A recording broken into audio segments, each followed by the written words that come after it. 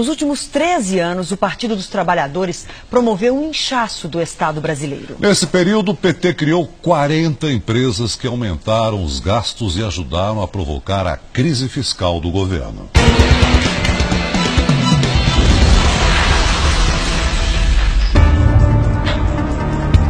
Governar é abrir empresas. Este bem que poderia ser o lema do PT no poder. Em 13 anos, Lula e Dilma criaram 40 novas estatais no Brasil. De seguradora a empresa de logística, de laboratório de biotecnologia a canal de televisão.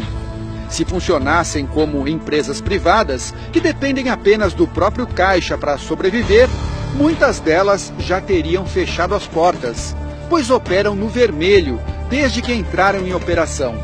É o caso da Sete Brasil, a empresa criada para produzir navios para a Petrobras, que acumula prejuízo de 26 bilhões de reais.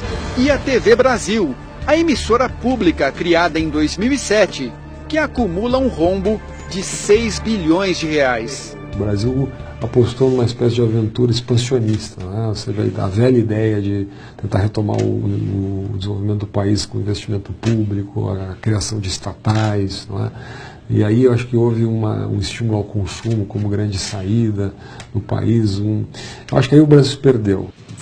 O problema não é apenas a viabilidade financeira das novas empresas.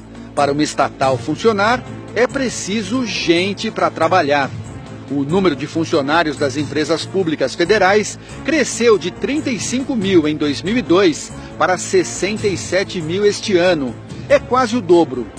O gasto com salários no mesmo período subiu de 1,5 bilhão de reais para 7,5 bilhões. O inchaço da máquina se estendeu ao Poder Executivo Federal. O total de servidores no país saltou de 810 mil em 2002 para mais de 1 milhão no ano passado.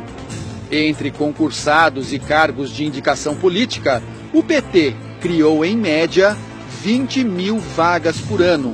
Haja imposto para sustentar uma estrutura tão grande. Mas isso tudo acabou, acho que, eclodindo a crise em 2013 em diante, quando a crise econômica fez com que o PIB caísse, né?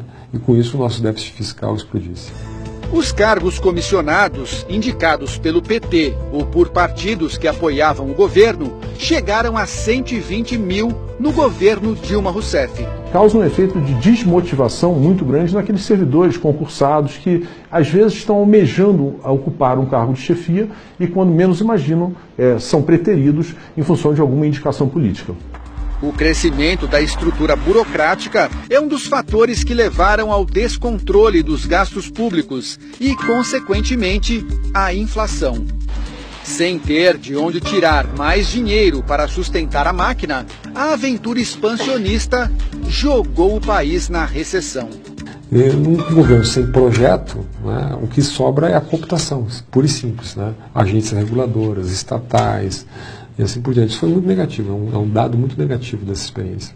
Para piorar o quadro, os indicadores negativos da área econômica pegaram o governo Dilma Rousseff num momento de fragilidade, por conta do maior escândalo de corrupção da história do país. Os crimes cometidos na Petrobras e em outras estatais não têm digitais apenas do PT, mas de vários partidos políticos. No entanto, a crise veio à tona após 13 anos do partido no poder, o que leva a crer que o PT teve papel de destaque no escândalo agora revelado. Seria o discurso da honestidade apenas demagogia para alcançar o poder? Eu acreditava naquilo. Quando eu deixei de acreditar, falei, peraí, eu estou fora disso, né? Não me confundam. E paguei o preço que tinha que pagar. Paulo de Tarso foi líder estudantil, guerrilheiro e petista. Nos anos 90, se decepcionou com o partido que ajudou a fundar. Na época, era secretário de Finanças em uma prefeitura petista no interior de São Paulo. Descobriu que havia um esquema de favorecimento em licitações para a empresa de consultoria do advogado Roberto Teixeira, amigo de Lula. Eu fiz tudo que tinha que ser feito. Fiquei durante 4 anos tentando levar a discussão do que eu tinha apurado, as provas que eu tinha, para que o partido discutisse. E eu só resolvi, em determinado momento, torná-las públicas, essas provas todas, porque eu não queria ser cúmplice. O caso se transformou no primeiro escândalo de corrupção no PT. Expulso do partido, Paulo pagou um preço alto pela coragem de denunciar. Eu era o traidor, e como tal fui transformado em pária político. Eu sei as dificuldades que eu passei, né, de simplesmente o PT e seus dirigentes, militantes, impedirem até que eu trabalhasse. A assessoria de imprensa do PT disse que o partido não cria e nem gerencia cargos públicos e que fez um governo de coalizão durante os 13 anos, inclusive com o PMDB.